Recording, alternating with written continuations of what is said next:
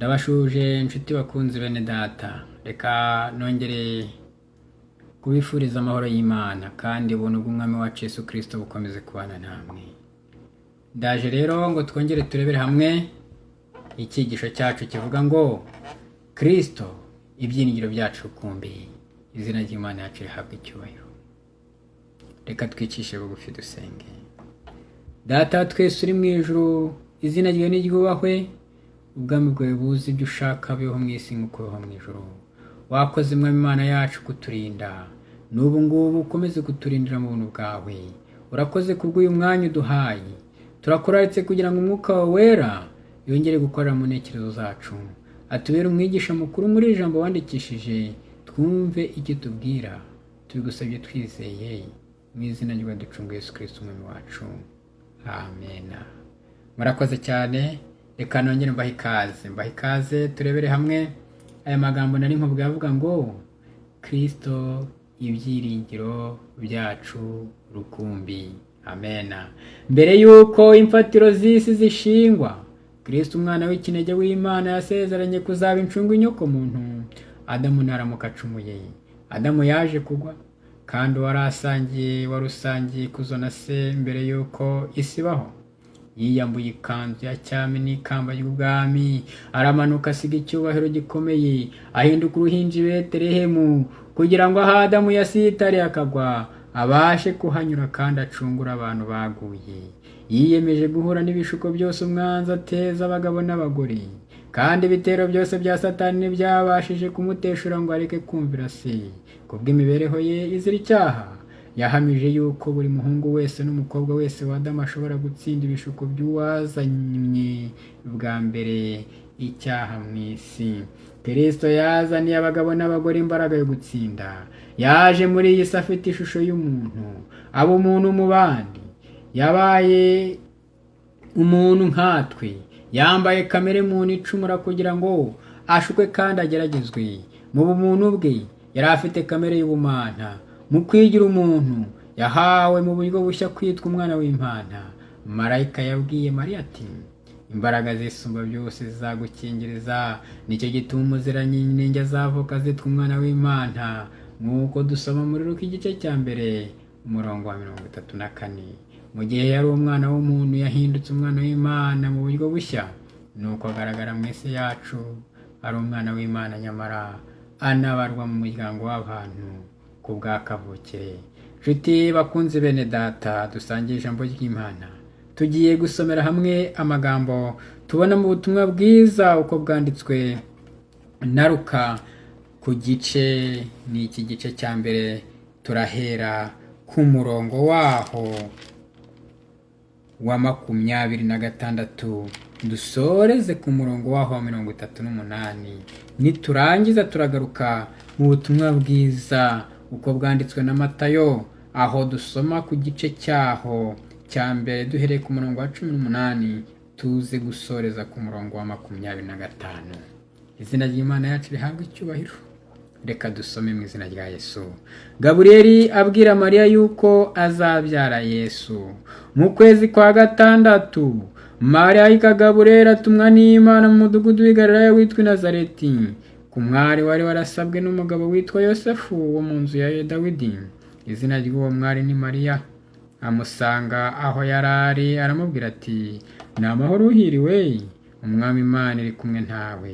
Ariko we ahagarika umutima cyane w'iryo jambo, atekereza iyo ndamutse icyo ari cyo. Marayika aramubwira ati, witinya Mariya, kuko uhiriwe ku Mana, kandi dore uzasama inda, uzabyara umuhungu, uzamwite Yesu.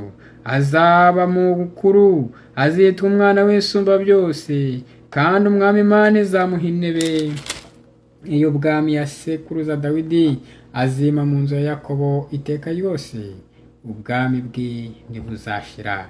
Mariya abaza Marayika ati, ibyo bizaba bite ko nararyamana n'umugabo? Marayika aramusubiza ati, Umwuka Wera azakuzaho, n'imbaraga z'Isumba byose zizagukingiriza, nicyo gituma Uwera azavuka azitwa umwana w'Imana. Kandi dore mwene wanyu Elizabeti nawe afite inda y'umuhungu yo mu zabukuru, uwitwaga ingumba, none uku ni ukwezi kwa 6, kuko ari nta jambo Imana ivuga ngo rihere. marayika Mariya aramubwira ati dore ndi umuja w'Imana, nimbimbere uko bivuze.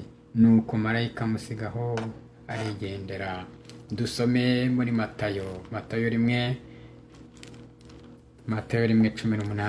Kuvuka kwa Yesu uko kwagenze.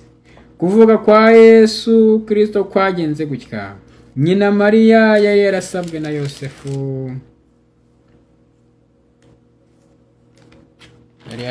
Yosefu. Ariko yari ataramurongora. Babona afite inda y'Umwuka Wera. Umugabo we Yosefu, kuko yari umukiranutsi kandi adashaka kumukoza isoni ku mugaragaro, yigira inama yo kumubenga rwihishwa. Akibitekereza, marayika w'Umwami Imana amubonekera mu nzozi ati: Yosefu mwene Dawidi, witinya kurongora umugeni wawe Mariya, kuko imbuto imuri Mariya y'Umwuka Wera. Azabyara umuhungu, uzamwite Yesu, kuko ari we uzakiza abantu b'ibyaha byabo. Nuko ibyo byose byabereyeho kugira ngo ibyo Umwami Imana yavugiye mu kanwa k'umuhanuzi bisohore, ngo dore umwari azasama inda kandi azabyara umuhungu, azitwa Imanueli, risobanurwa ngo Imana iri kumwe natwe. Yosefu akangutse abigenza uko marayika w'Umwami Imana yamutegetse, arongora umugeni we. Ariko ntibaryamana, arinda ageza igihe yabyariye umuhungu, amwita Yesu. Izina ry'Imana yacu rihabwa icyubahiro. Kristo rero yaje afite ishusho y'umuntu kugira ngo yereke abaturage bo mu masi ataracumuye ndetse n'abo mu isi yacumuye ko hariho icyo cyangwa se cyateganijwe gihagije cyatuma abantu babaho bumvira umuremyi wabo. Yihanganiye ibishuko Satani yemererwaga kumugerageresha kandi atsinda ibitero bye byose.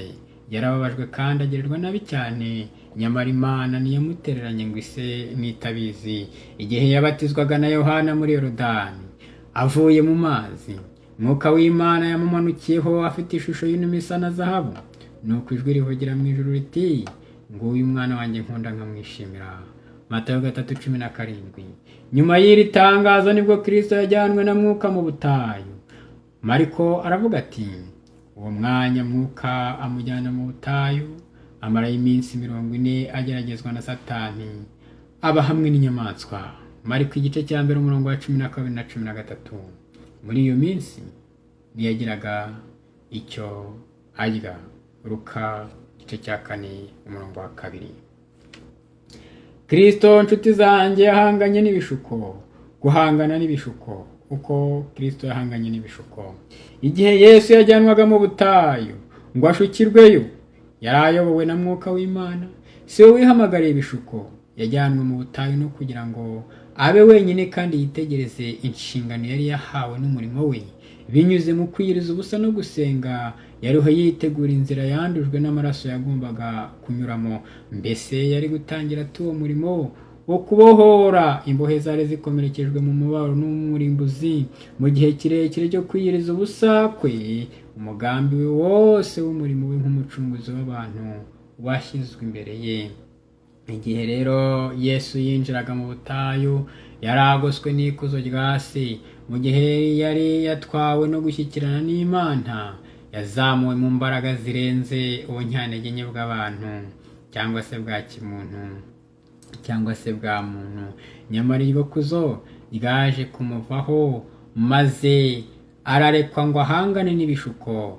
Igishuko cyamugeragaho buri mwanya. Kamere ya kimuntu yahindishwaga umushyitsi n'urugamba rwari rumutegereje. Mu minsi 40 yiyirije ubusa kandi arasenga. Mu gihe yari afite intege nke kandi arembejwe n'inzara, yari ananiwe kandi acitse intege kubw'umubabaro wo mu ntekerezo, kuko mu maso he hononekaye nihase naho umuntu, n'ishusho ye yononekaye n'ise n'iy'abana b'abantu. Nk'uko Yesaya 52:14 hatubwira. Iki gihe cyari amahirwe ya Satani. Nibwo yatekereje ko ashobora noneho gutsinda Kristo. Wari wigize nka marayika w'umucyo yasanze umukiza, nawe agira ngo ni igisubizo cy'amasengesho ye. Kandi ubutumwa yari amuzaniye n'ubu ngo: niba uri umwana w'Imana, tegeka aya mabuye ahinduka umutsima. tubisoma muri Matayo igice cya 4 umurongo wa 3. Yesu yahanganye na Satani muri ayo magambo ngo umuntu ntatungwa n'umutsima gusa ahubwo atungwa n'ijambo ryose riva mu kanwa k'Imana. Amen. Tubisoma muri Matayo 4 umurongo wa 4.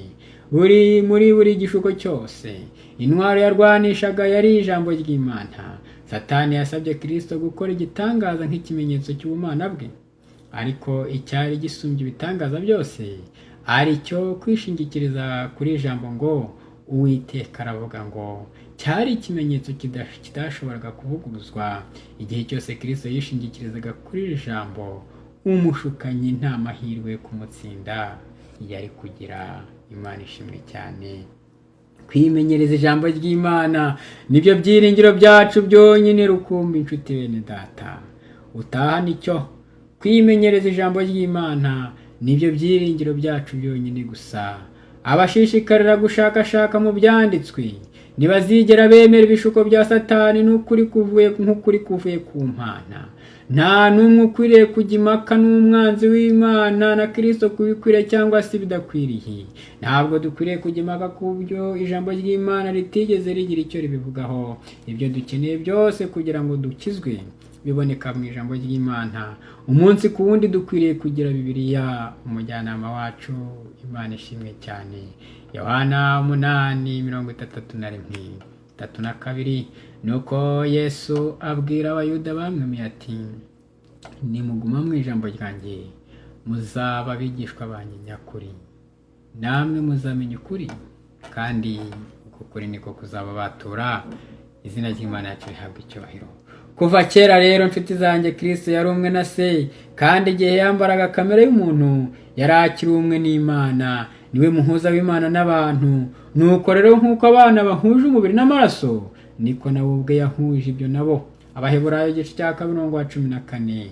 Ni muri we gusa dushobora guhinduka abana b'Imana. Abamwizera bose abaha ubushobozi bwo guhinduka abana b'Imana. Ubwo nibwo umutima uhinduka urusengero rw'Imana ihoraho. Niyo mpamvu Kristo yafashe kamere y'umuntu kugira ngo abagabo n'abagore bahinduke abasangiye kamere y'Imana yerekanira ubugingo no kudapfa mu butumwa bwiza. Imana yacu ishimwe cyane. Mfite bakunzi bene data, reka tube tugarukiye ahangaha aho twumvaga aya magambo atubwira ngo Kristo we byiringiro byacu rukumbi. Mbese aya magambo mwashyikiriye? Ukomeze uyige kandi uyasubiremo uko bwije n'uko bukeye, maze umenye yuko icyo dukwiriye kuba twimenyereza ari ijambo ry'Imana, kuko ari byo byiringiro byacu byonyine gusa igihe dushaka kuba muri Kristo. Imana rero idufashe tugirire neza kwimenyereza ijambo ry'Imana. Nibyo byiringiro byacu byonyine gusa, nk'uko Kristo ari we mucunguzi wacu.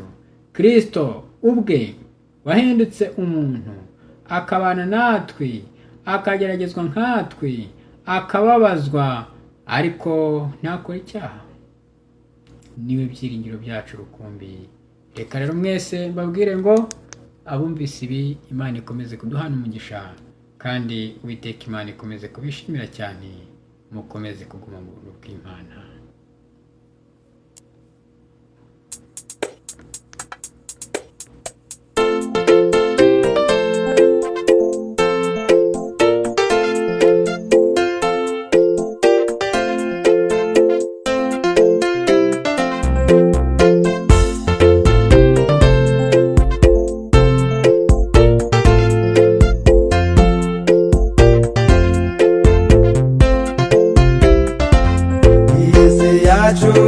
Iragoye yaranduye bikabije cyane, kuki wakwibuza amahoro wajukisanyira Yesu?